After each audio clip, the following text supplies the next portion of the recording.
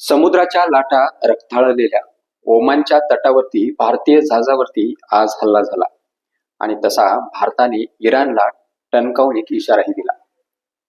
ओमानच्या किनारपट्टीजवळ भारतीय ध्वज असलेल्या एका व्यापारी जहाजावरती आज भीषण हल्ला झाल्याची धक्कादायक घटना समोर आली.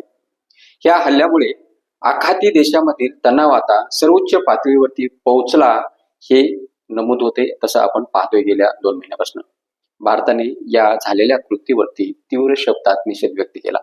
सुदैवाने ओमानच्या प्राधिकरणाने तातडीने बचाव मोहीम राबवून सर्व भारतीय क्रू मेंबर्सना सुरक्षित बाहेर काढलं आणि ती मदत भारतीय क्रू मेंबर्सना झाली. मात्र व्यापारी जहाजावरील असे हल्ले भारत सहन करणार का? आणि तसा भारताने सजड परराष्ट्र मंत्रालयाने इशाराही दिला. आता या एकंदरीत परिस्थितीमध्ये नेमकं आज घडलं काय? 28 फेब्रुवारी 2026 पासून अमेरिका, इस्रायल आणि इराण यांच्यात सुरू असलेल्या युद्धामुळे अरबी समुद्रातील परिस्थिती दिवसेंदिवस स्फोटक बनत आहे. या संघर्षाच्या पार्श्वभूमीवरती ओमानच्या तटाजवळ भारतीय जहाजाला लक्ष्य करण्यात आलं.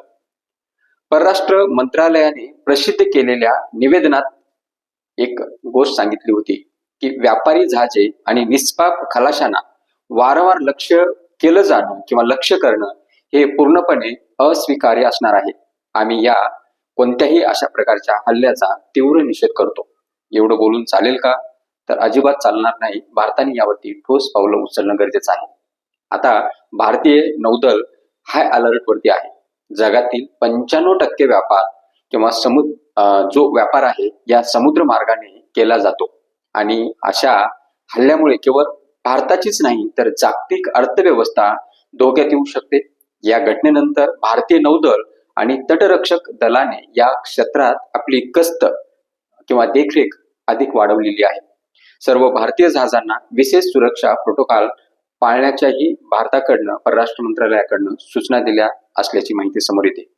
युद्धाचा फडका आणि भारतीयाची बळी. आता जर आपण ह्या गोष्टी पाहिल्या तर आतापर्यंत कोणत्या जहाजावरती हल्ला झाला आणि त्यामध्ये काय बळी म्हणजे किती लोकांचा मृत्यू झाला. इराणचे सर्वोच्च नेते अली खोमनी यांच्या निधनानंतर इराणच्या रिव्होल्युशनरी गार्ड्सने हॉर्मुझची समुद्रधुनी ओलांडणाऱ्या जहाजांना काही इशारा दिले होते, काही इशारा दिला आणि काही गाईडलाईन दिल्या. याआधी या संघर्षात अनेक भारतीयांना आपला प्राण गमावा लागला. 1 मार्च 2026 रोजी स्कायलाइट तेल टँकरवरती झालेल्या हल्ल्यात 2 भारतीय खलाशांचा मृत्यू झाला. त्यानंतर MKD असेल, YOM असेल यावरती झालेले ड्रोन हल्ले यामध्येही एक खलाशांनी जीव गमावला. त्यानंतर या जहाजावर झालेल्या हल्ल्यात एक भारतीय गंभीर जखमी झाला होता. भारताची आंतरराष्ट्रीय समुदायाला भारताने या सगळ्या गोष्टीचा विचार करून एक साथ घातलेली आहे. आता ह्या भारताच्या साथीला किती प्रतिसाद मिळणार हे येणाऱ्या काळामध्येच कळणार आहे.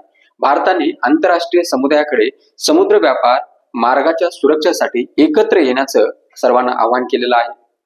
नौक्यान स्वातंत्र्य आणि वाणिज्य बाधित करणे हे थांबवले पाहिजे असं भारताने ठामपणे सांगितलं आहे.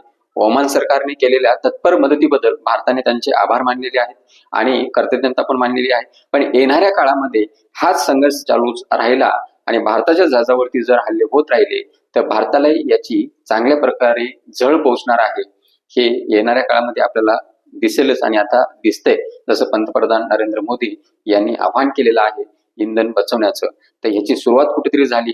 कुठेतरी भारताला याची कल्पना मिळाली की काय असाही प्रश्न इथे उपस्थित होतो. यावरती आपलं काय मत आहे आपण कमेंट बॉक्समध्ये कमेंट करून नक्की कळू शकता. जय हिंद, जय महाराष्ट्र.